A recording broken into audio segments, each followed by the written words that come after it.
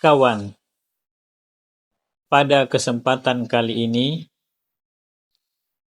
kita akan berbicara tentang konsep alam bawah sadar dan pengaruhnya terhadap fenomena rendahnya budaya baca, khususnya di kalangan mahasiswa daerah. Jadi pada video sebelumnya, saya sudah pernah menjelaskan tentang fenomena rendahnya budaya baca di kalangan mahasiswa, terutama di tempat atau di daerah di mana saya mengajar. Nah, pada video tersebut, saya sempat menyinggung sedikit tentang pengaruh konsep alam bawah sadar atau pengetahuan alam bawah sadar terhadap rendahnya budaya baca di kalangan mahasiswa atau para pelajar kita. Jadi, dalam teori atau konsep alam bawah sadar dikatakan bahwa 88% tindakan kita, sikap kita, dan perilaku kita itu dipengaruhi oleh alam bawah sadar kita. Jadi hanya sekitar 12% tindakan kita dipengaruhi dan ditentukan oleh alam bawah sadar kita. Nah, sekarang pertanyaannya, apa itu pengetahuan alam bawah sadar?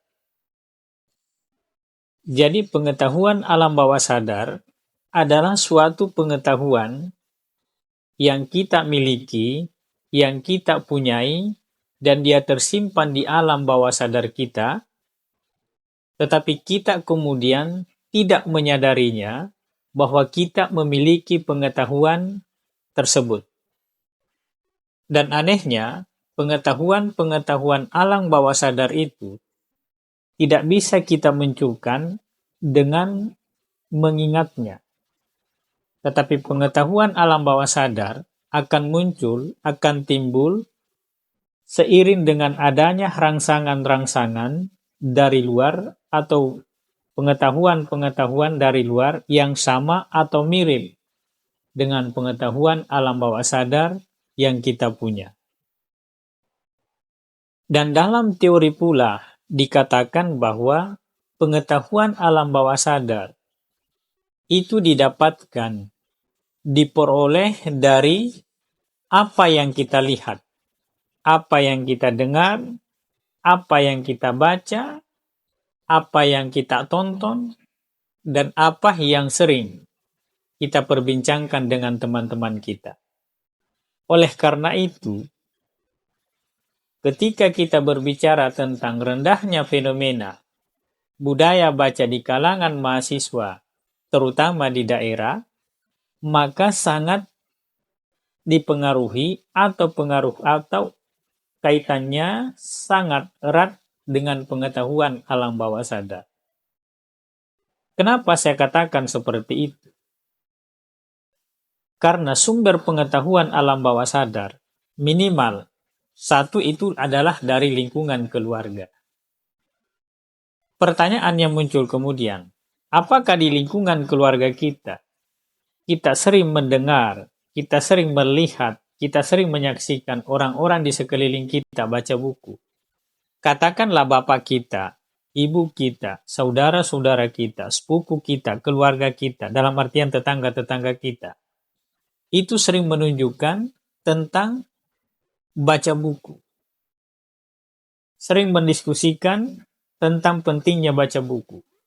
Sering mengutip perbincangan-perbincangan tentang teori yang dia dapatkan dari baca. Sepertinya tidak banyak di antara kita yang menemukan hal itu. Oleh karena itu, sebagai salah satu sumber alam bawah sadar, dalam artian sumber pengetahuan alam sadar tentang pentingnya baca buku dari lingkungan keluarga, kita tidak temukan. Maka ada yang minus. dalam konteks kontribusi pengetahuan alam bawah sadar terhadap kita dari lingkungan keluarga. Kita ini kan beda dengan Ali Syariati.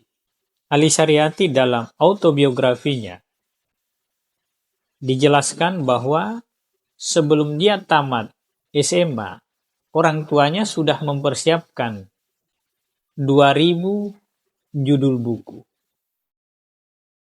Jadi saya ulang, Ali Syariati itu sebelum tamat SMA saja sudah ada 2000 judul buku yang dipersiapkan oleh orang tuanya. Dan dalam salah satu buku Ali Syariati, yang kalau saya tidak salah, judulnya itu adalah Sosiologi Islam, dia katakan bahwa masa kanak-kanak saya tidak nikmati sebagaimana dengan kanak-kanak yang lainnya, anak kanak-kanak yang lainnya, yaitu dengan banyak bermain. Saya banyak menghabiskan masa kanak-kanak saya di perpustakaan pribadi ayah saya. Artinya apa? Kalau Ali Syariati menjadi seorang pembaca yang hebat, menjadi seorang pemikir yang hebat, ini tidak bisa kita lepaskan dari pengetahuan alam bawah sadarnya, karena memang di lingkungan keluarga dia dipenuhi dengan pengetahuan alam bawah sadar tentang pentingnya budaya baca. Hal yang mirip saya pernah temukan dalam salah satu buku, di mana dikatakan bahwa orang kaya Amerika itu 20% memiliki perpustakaan pribadi di rumah. Artinya apa? Literasi, budaya baca di dunia-dunia barat, katakanlah seperti Amerika, itu sudah sangat tinggi. Kita ini jangankan misalnya perpustakaan pribadi, kadang-kadang perpustakaan sekolah, perpustakaan kampus, perpustakaan daerah, dalam konteks ini misalnya perpustakaan kabupaten, seringkali amburadul tata kelola. Jadi pengetahuan alam bawah sadar kita yang sejatinya mendorong kita untuk menjadi seorang pencinta buku memang agak minus sedikit. Kemudian sumber pengetahuan alam bawah sadar kedua yang sejatinya memberikan kita banyak pengetahuan tentang pentingnya budaya baca itu adalah di lingkungan sosial masyarakat kita, karena kita kan sering berinteraksi dengan orang-orang di lingkungan kita. Tetapi pertanyaan yang muncul adalah di saat kita berkumpul dengan teman-teman kita, di saat kita berjalan-jalan, katakanlah masuk terminal, masuk di taman-taman misalnya, apakah di sana kita sering menemukan orang-orang yang menenteng buku, orang-orang yang membaca buku sebagai ajang pelepasan rasa lelah karena mungkin capek bekerja atau mungkin agak jenuh di rumah sehingga dia keluar ke taman dan dia membaca buku di sana? Kan tidak. Kita beda dengan Jepang misalnya, yang dalam salah satu buku yang ditulis oleh Prof. Komarudin Hidayat dikatakan bahwa orang Jepang itu jangankan di tempat-tempat seperti itu, dia berjalan, dia masuk di WC saja dia masih membawa buku. Sehingga apa? Orang-orang atau katakanlah anak-anak, pelajar-pelajar itu sering disuguhi dengan pengetahuan-pengetahuan alam bawah sadar tentang pentingnya budaya baca, yaitu dengan melihat orang menenteng buku, melihat orang baca buku. Kita kan tidak. Kita bergaul dengan orang-orang yang memang nyaris tidak pernah memperbincangkan tentang budaya baca. Kita berkumpul dengan teman-teman, nyaris tidak ada yang menenteng buku.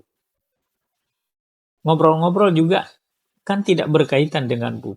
Sehingga pengetahuan alam bawah sadar tentang pentingnya budaya baca memang sangat minus. Oleh karena itu, saya sering berpesan kepada adik-adik, kader-kader saya bahwa tentenglah buku. Budayakanlah untuk selalu membawa buku. Kalaupun Anda berjalan, taruhlah buku di dalam bagasi motor Anda. Andai pun Anda pastikan bahwa Anda tidak bisa membacanya.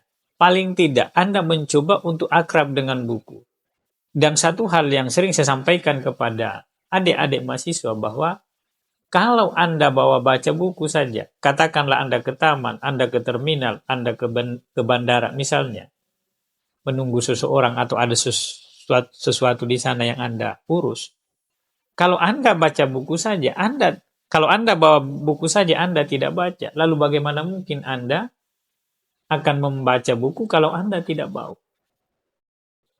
Sekaligus kita sesungguhnya sedang membangun atau memberikan pengetahuan tentang pentingnya budaya baca kepada anak-anak atau orang lain di saat kita membawa dan menenteng buku itu.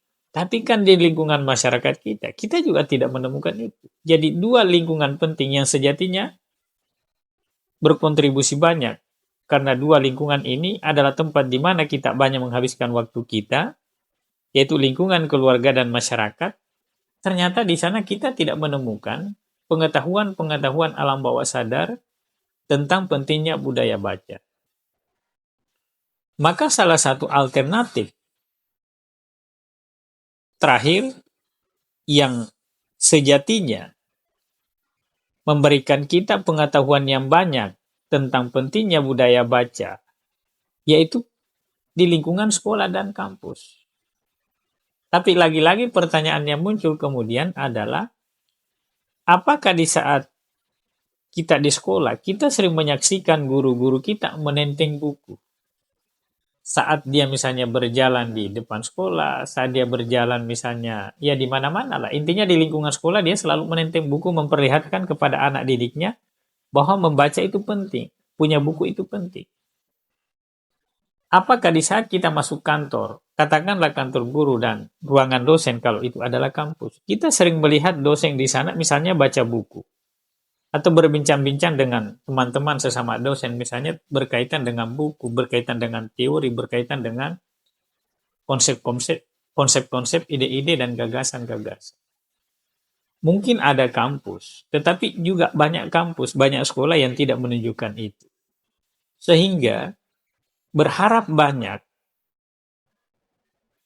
tingginya budaya baca di kalangan anak didik kita, siswa dan mahasiswa kita, rasanya memang sangat sulit karena berdasarkan teori konsep alam bawah sadar tadi, bahwa tindakan kita dipengaruhi 88% dari pengetahuan alam bawah sadar kita, sementara kita jarang menemukan pengetahuan alam bawah sadar tentang pentingnya budaya baca. Karena tiga lingkungan yang sangat berpengaruh terhadap kita, yaitu lingkungan keluarga, masyarakat, dan sekolah, ternyata tidak memberikan kita banyak pengetahuan alam bawah sadar tentang pentingnya budaya baca.